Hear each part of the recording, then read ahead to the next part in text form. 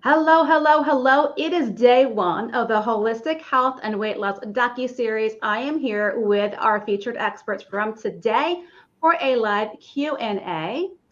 And we are going to be open to you for any questions about the topic about their free gift.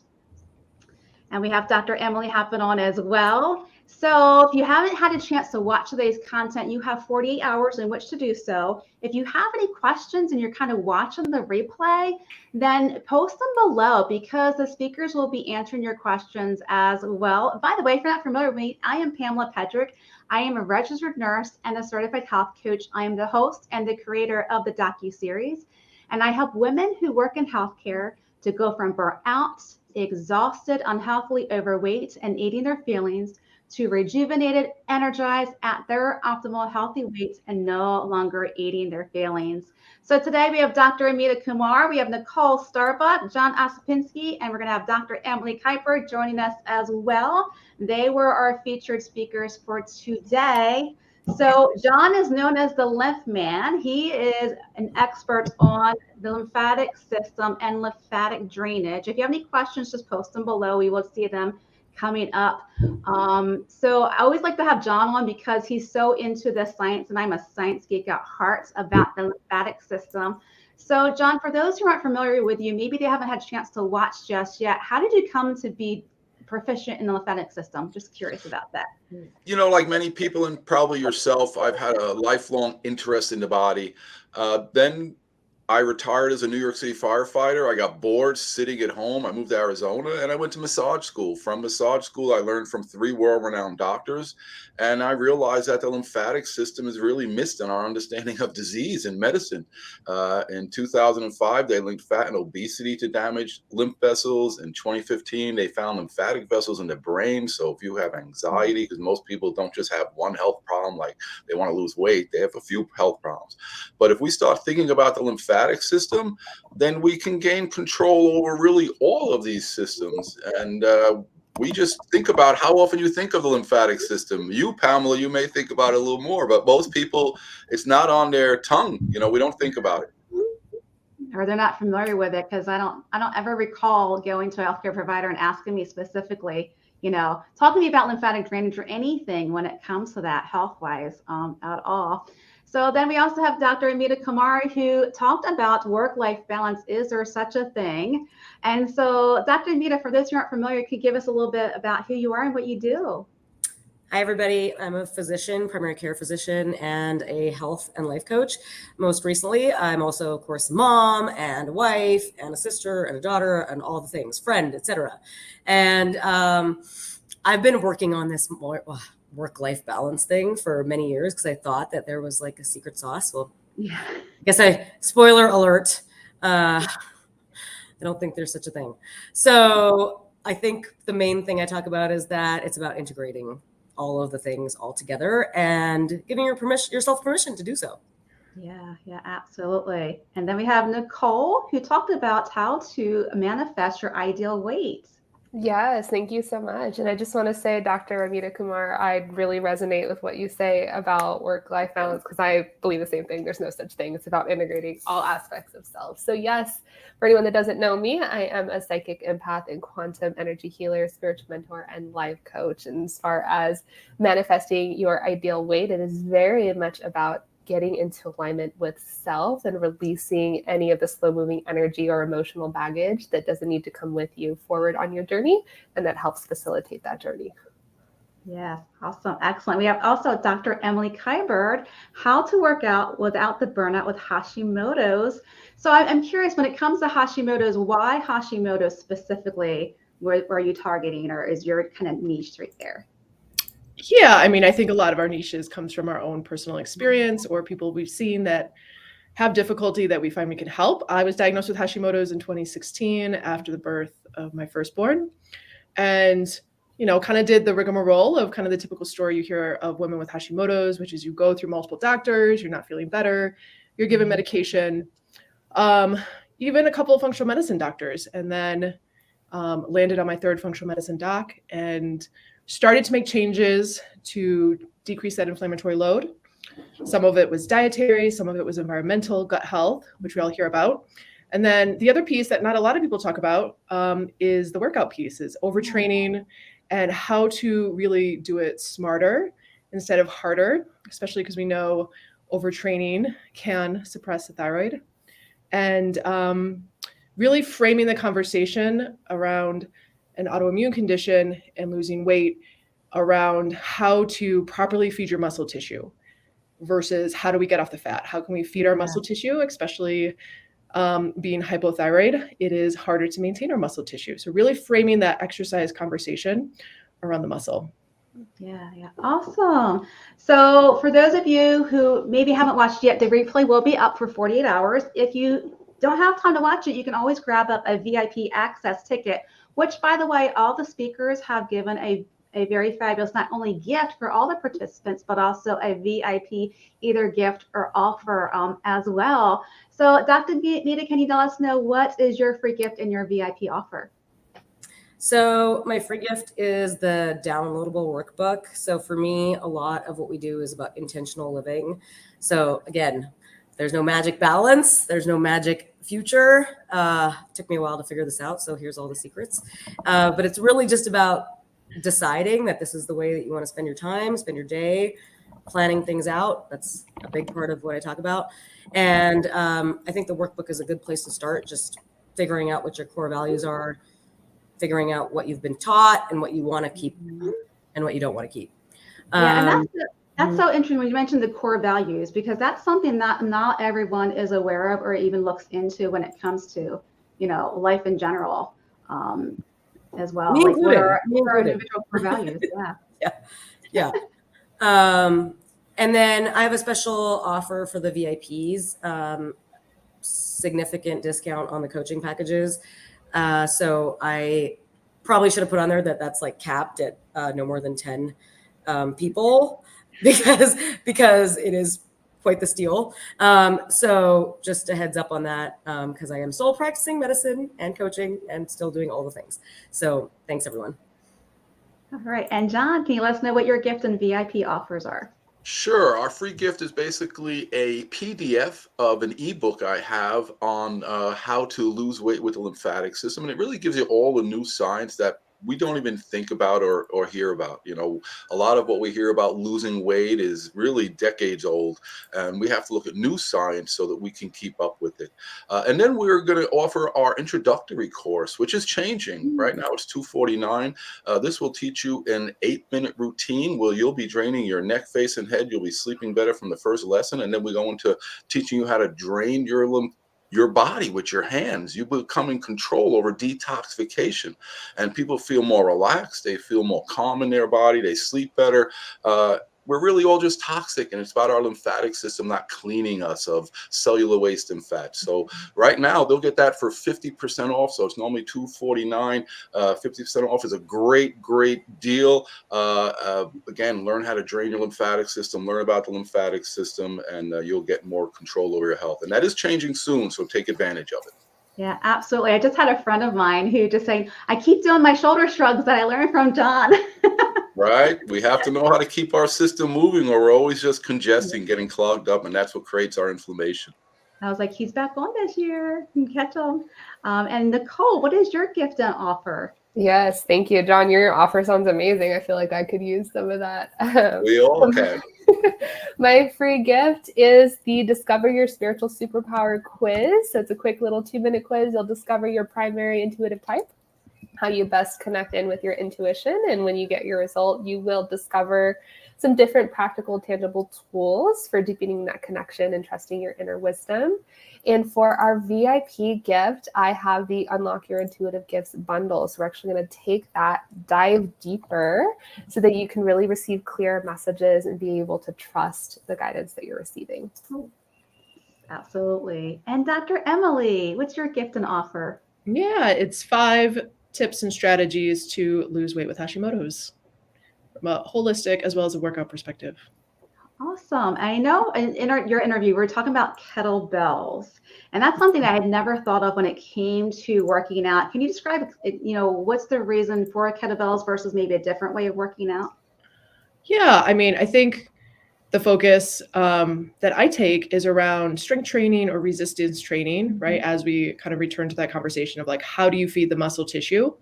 So while other exercises are great, like walking, running, obviously if your adrenals can handle it.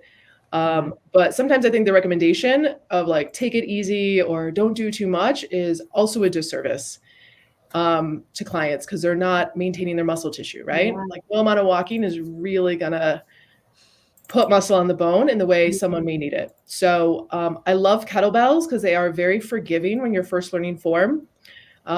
Compared to like a barbell where like everything has to be real dialed in so that you don't injure yourself. Kettlebells are a little more forgiving and they're really good at just stimulating these kind of biomechanical neurological centers in the body to create stability in all the right places. Oh, excellent. And I was when you mentioned about the muscle preservation, and I just think about, when it comes to weight loss specifically or any type of illness and stress, one of the things we often see, because I work in a facility where we're doing the body counts, we're seeing the muscle mass, right? Is they lose muscle mass. That happens quite often. But I love the concept of the kettlebells, and it sounds like it's something to be a little bit more easier to kind of implement for especially a novice, someone who's just starting with working out. Yeah, exactly. It helps you keep yourself kind of closer to your center. So if you think of like a deadlift, you can get the bells right under your body weight versus even dumbbells are kind of in front of you. They're in front of your shins. So they're pulling you away from your center, which if you don't know how to brace your core and lift properly, you could tweak your back. So it's nice to have everything very close to your center while you're learning the form and how to breathe and how to brace and do the moves properly. Yeah. I know when it comes to back injuries, I know people who once their back is injured, it's kind of a lifelong injury, so to speak, with that. But then with John, with lymphatic drainage, when we're learning how to kind of get the waste out of our system, and I know especially it's because it's on the uptick, and I know a lot of people with COVID right now, it's like it's on the uptick again. And I love the science behind what you're saying when it comes to inflammation and what does it do with like long-term COVID? Because I'm meeting more people who are on more of a long-term kind of trend with COVID now. Yeah, we have to be aware. COVID is going to be like the flu and the virus, colds. We've had that around for decades, forever. COVID is going to be the same thing. And we have to learn to drain the lymphatic system because COVID has been shown to create more neuropathy, more tinnitus, more strokes, seizures, anxiety, chronic fatigue. So it basically creates most of our diseases that we get. So it shows you that most of our diseases are really about cellular waste because COVID creates vast amounts of cellular waste from the virus. So we have to learn how to maintain that. Most people I talk to are for months are stuck in that COVID, long-term COVID. And once we do a session with them or they learn how to drain themselves a little bit and start doing a few things, they start getting better. So this is a system that can definitely get overwhelmed, but we also want to learn to improve it to get our immune system and our immune response up so that it can fight these things. It's something we got to start thinking of more often. Yeah, absolutely. Absolutely. And Nicole, I love their conversation because you brought some things that I don't think a lot of people think of or are aware of when it comes to the baggage, like where does it come from? Especially with women where they feel like they're doing all the things, but they're not seeing results. And it potentially could be a past trauma, something in the past that have kind of is preventing them from seeing their results.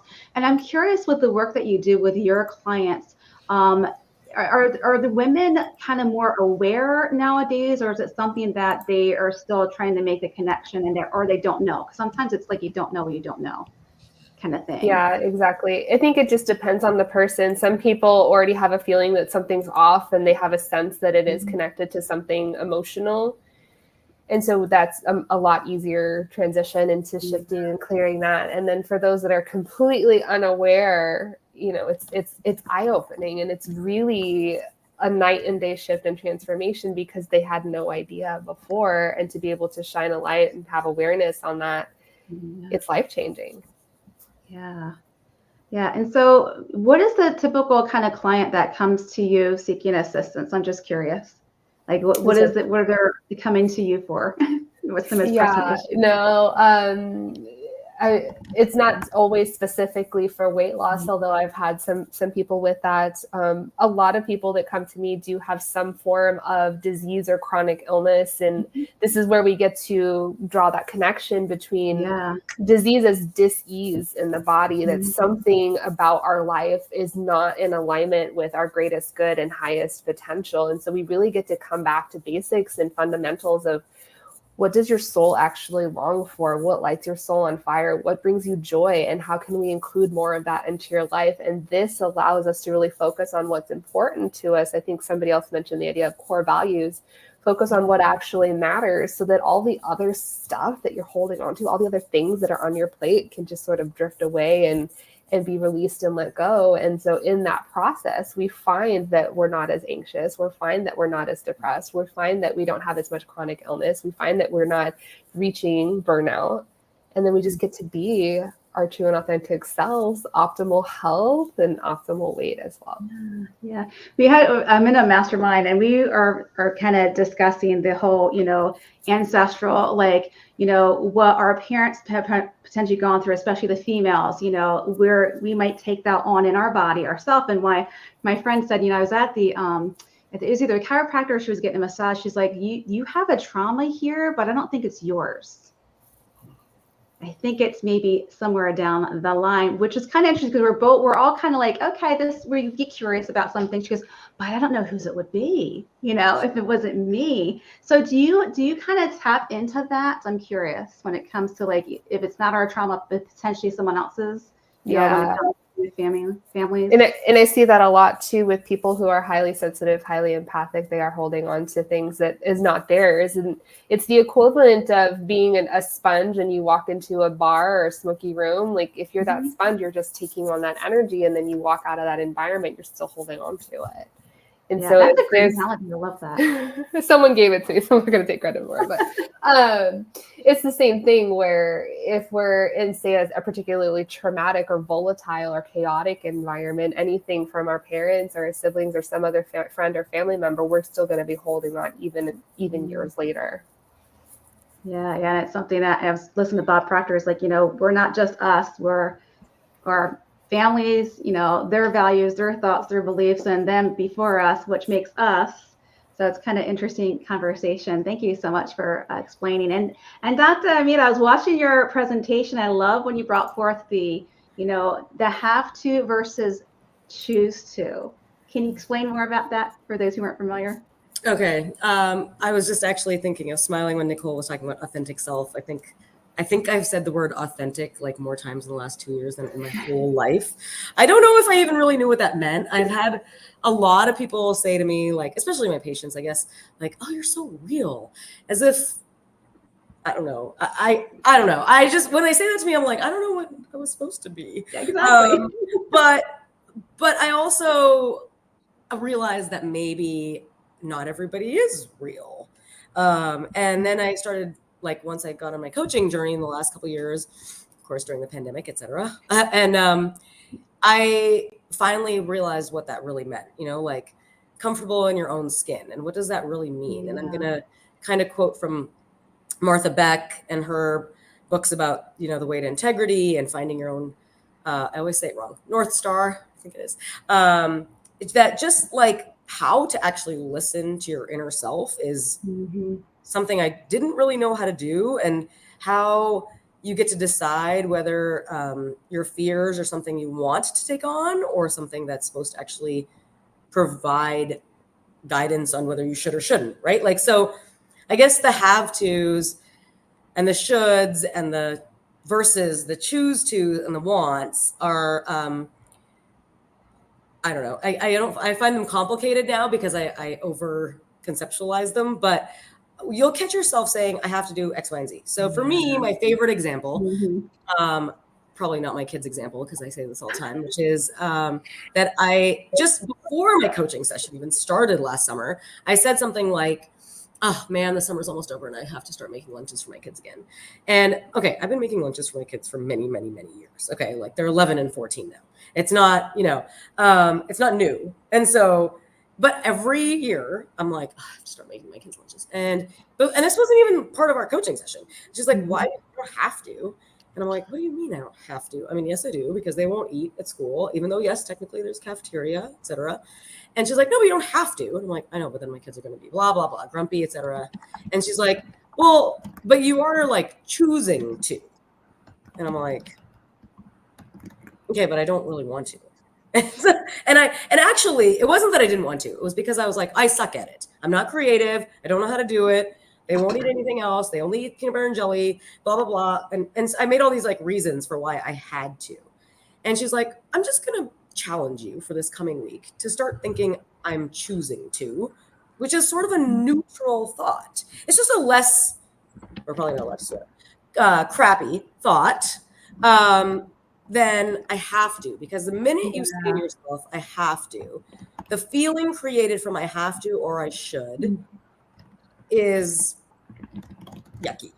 Like it just is, you know, for me, that I have to's and the shoulds turn into sort of like an inadequate feeling, which is not then propelling or motivating to make my And I think using the word choose, it's more empowering too. Like I'm making this neutral. choice. Yeah. It's like more empowering versus, you know, I have to do it. Yeah. Because some people don't like to be like told what to do. So when you're saying I have to, it's almost like society, people are telling me I need to do this.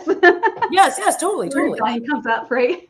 No, exactly. And so anyway. the choose to gives you sort of an ability to be like, okay, fine, I am choosing to. And eventually that choose to actually sometimes turns into I want to, because of course I want to make my kids lunches, but I was like, but I couldn't even get there yet.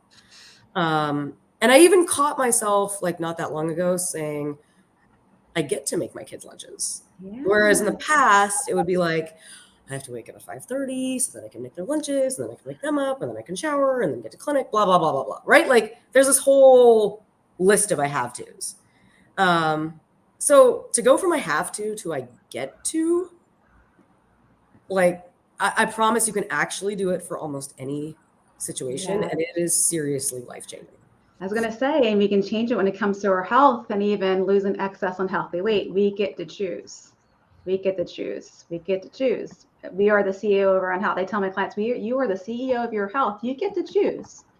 Which way it's not motivating when I say I have to because blah, blah, blah.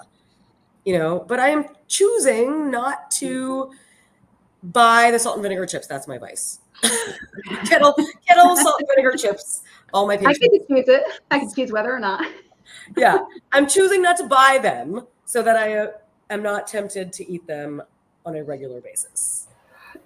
Dr. Kumar, can I just say, like, as a parent of littles too, they make peanut butter and jelly sandwiches already made. They're frozen. Oh no, I know. They're frozen and they just thaw out by lunchtime. Believe me, I've done those. It was like the words I told myself, right? Like it wasn't even. It like literally, it's like the easiest. It's not even a big deal. But I had just told myself over years and years, because it's not star shaped, etc. Like, you know what I mean? Like because it's not, you know, like those little ants on the log and the raisins and the well, I don't know. The little bento boxes that you see. Yes, I have those. On social too. I have every lunchbox. I have all the things. Like by osmosis, it was just going to magically happen. And I don't work for Sistema, but I might as well, because I literally. Like that's the best little packing container ever. FYI, not leak proof, but if they can stay stacked, I live by them. So if you have questions for any of our speakers for today, even if you're watching the replay, do post them below. I'll be tagging them so they can answer your questions afterwards. This replay will be in the group until Sunday night, so you will have time to watch any of the replays of the speakers Q&A times as well. So do you have any questions for each other? I'm just curious. This is time for you guys too, if you have any questions for each other. I have a question. Sure. For Dr. Emily. My son actually has Hashimoto's. He was diagnosed when he was like 3. And so in my overwhelming mom life, you know, I'm just like, thank God for Synthroid. Let's just move on. But I am like, you know, now that things are calmer and I've figured out how to like manage all the things a little better, I am super curious about what advice you might have for like, or any, for me as the mom of the kid. And of course I control a lot of what he does and eats, etc. Yeah, I mean, I don't see kids, but typically, right? It's a trifecta. There's a genetic component, there's a gut component, right, of leaky gut, intestinal hyperpermeability, and then the last piece is, what is potential environmental load. So those are the three things I look at, right? And load could come in the form of environmental load like mold, mycotoxins, heavy metals, Sure. different pesticide, herbicide exposure. So I think with someone that is that little. I mean, he's 11, so he's not. Oh, he's 11 now. Oh, okay. Sorry. But he was diagnosed when he was 3. Yeah. Sorry. Yeah. No, I don't see kids either. This is part of the problem. Right? Oh. So I'm like, no kids. Yeah. So I would just be curious of like, obviously we can only, we can kind of turn on and off the genetics, but those other two pieces that are within our control. Yeah. Is there something in that we could move the needle on in terms of gut health, intestinal hyperpermeability? Is there some exposure to something that potentially is lingering in the system that's causing potentially inflammatory load? So I'm curious, you mentioned heavy metals. Where are we getting exposed to that? Is it through our food? Is it through other sources? I'm just curious. Yeah, so multiple sources. If someone has well water would be one. Obviously, old houses with paint, so lead. In our foods, for sure. Like there are certain foods that I think it's cadmium that can kind of like leach basically heavy metals from the soil. And then if we have fillings, those silver fillings, every time we're chomping down, there's a little bit of off-gassing of the silver fillings. If there are dentists that are still doing those, which they shouldn't be, those would probably be the main sources. Okay, cool. Yeah. And it kind of makes sense because especially I'm thinking people who grind their teeth at night, with that issue. Like I think everyone in healthcare anyway does that. Or like sushi and tuna. Like if you're eating, I've had some clients, they're eating like tuna sashimi like 5 days a week and starting to get brain fog and having a hard time with where's my keys. And so that's another one. Yeah. So I guess that's where lymphatic drainage would probably help, huh, John? Yeah, that's it. Our garbage, sewage system is not working. That's your lymph system, and our waste gets trapped in our tissues, and we have to really think of, even though we think of external toxins, and it's really our own cellular waste and fats. Studies have shown that our lymph nodes are becoming filled with fat, and it's weakening our immune system. So it's really a lot of our own waste that's creating our problems because our lymph system is not cleaning our organs and glands and muscles and tissues as well. Yeah, definitely. Well, if you have any questions, once again, post them below. I'll tag the speakers if you're watching the replay. Thanks so much for joining us today. We had quite a few people that hung around the whole time, so hope you enjoyed it. And we'll catch you tomorrow for the live, which will be at 6 p.m. Eastern time tomorrow night with tomorrow's featured experts. To your health and have a great day, everyone.